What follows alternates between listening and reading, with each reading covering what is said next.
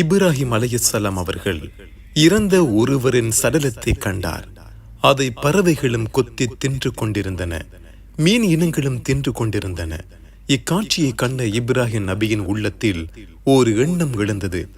பல உயிரினங்களின் வயிற்றில் பிரிக்கப்பட்ட இந்த உடலை அல்லாஹ் எப்படி உயிர்ப்பிப்பான் என்பதுதான் அந்த எண்ணம்.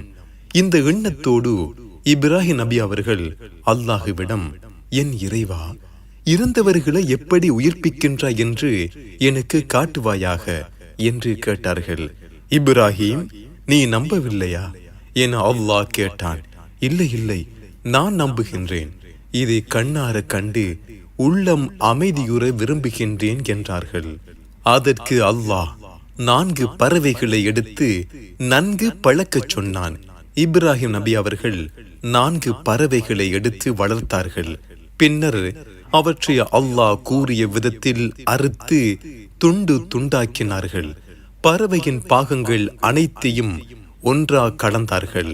பின்னர் கலந்த அவற்றின் மாமிச உறுப்புகளை 4 பகுதிகளாக பிரித்து 4 மலைகளின் மீது வைத்தார்கள். பறவைகளின் தலைகளை மட்டும் தனது கையில் வைத்துக் கொண்டார்கள். அதன் பின்னர் அந்த பறவைகளின் பெயர் கூறி அழைத்தார்கள். என்ன ஆச்சரியம்!